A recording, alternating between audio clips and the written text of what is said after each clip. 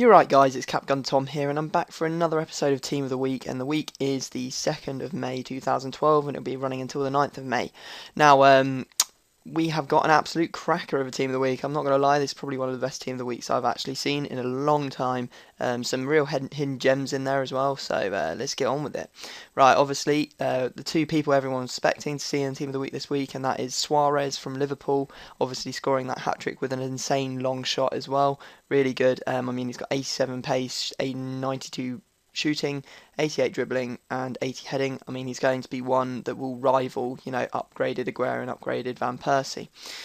We then have Fernando Torres, going to be an absolute bomb, I think, to buy because he's just so good. I mean, he's got 87 pace, 88 shooting. He's really strong, 86 dribbling, 79 heading.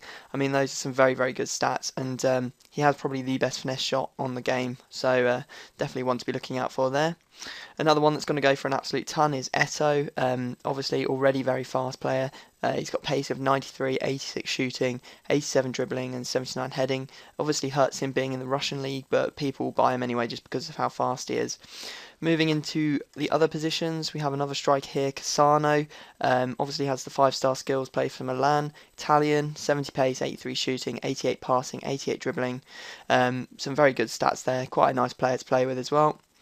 In the midfield, we have Belhanda from Montpellier. Looks like a pretty standard player. 80 pace, 83 shooting, 84 passing, 85 dribbling. In fact, very good stats for a midfielder player. We then have Jarvis from Wolves. Could go for potentially quite a bit just because he's English and he plays in Barclays Prem. 85 pace, 80 shooting, and 79 dribbling is some of his best stats. Then we have Griezmann, who plays for Real Sociedad in Liga BBVA. 86 pace, 84 shooting, 83 passing, 89 dribbling, and I'm considering making a French and La Liga hybrid, just because there's some very good French players in La Liga that you could get away with making this team with. Then moving on to the defence, we have Botia, Spanish player. Don't think he's going to be going for all that much. Pretty general centre back. Decent defensive stats and heading, but his pace is going to let him down. We have Bassa, who plays for Lille in League One.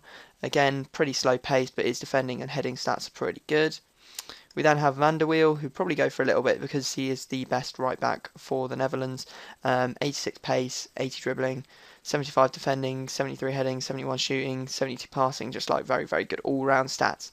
Now, when I first looked at this team of the week, I was like, oh my god, they've finally given Antonioli, I think that's how you say his name, who's my favourite Serie A silver keeper and in form, and they've kept him silver. I was like, this is insane. He's got to be the one that everyone chooses now. Neto was before probably everyone's first choice, but looking at him, I was like, oh, he's going to be the best. He's going to be amazing. I mean, 78 diving, 75 handling, 81 reflexes, 81 position. I was like, those are some pretty beast stats. And then I went off and I looked at the bench, and there's another Italian keeper in there.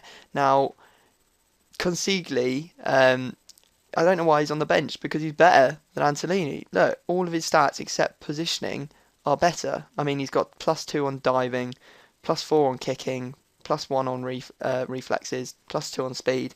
So, they're pretty similar, but I think that Consigli's going to be the better player there. So, definitely one that I'm considering picking up if I make another Serie A silver team.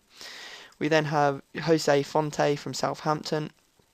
67 pace, 78 defending, 80 heading, which is very good for a silver centre-back.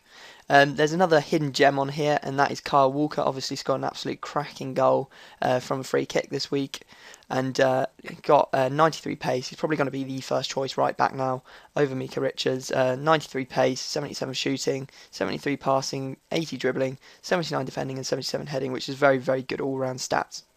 Another silver we have, Caligiuri, plays in the Bundesliga for SC Freiburg, and looks pretty standard. I mean, 77 pace, 71 dribbling, pretty all-round stats for a left mid. I want to see his crossing stats actually, because he's got 80 passing. I'm guessing that he might be very, very good at whipping the ball into the box. We then have Suazo, who plays for Monterrey in the Mexican League, 81 pace, 84 shooting, 75 passing, 83 dribbling, 54 defending, and 63 heading. I've always wondered about making a Chilean side. There's some very, very good Chilean players, like the likes of Sanchez and Vidal, so maybe I might pick him up and try him in a team. We then have Barrios, who plays for Dortmund.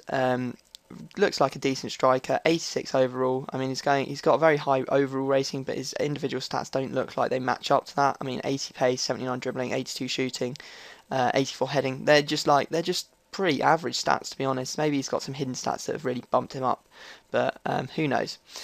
Last player on the team is Sylvain Wiltord. Plays in League Two for FC Nantes, and has some pretty decent stats. I mean, like 80 shooting for a striker, very good for a silver one. Just his pace and his dribbling, I just don't consider anyone like under 80 pace like as someone that I potentially use. So that's why. Anyway, guys, I hope you've enjoyed this episode of Team of the Week. I hope it helps you out. Obviously, it's going to be out at 6 o'clock, which is in like half an hour after I recorded this video, just because I've been out all day. But you know, you gotta ignore that. Anyway, I hope you've enjoyed it. Please leave a like if you have, and I'll see you all next time.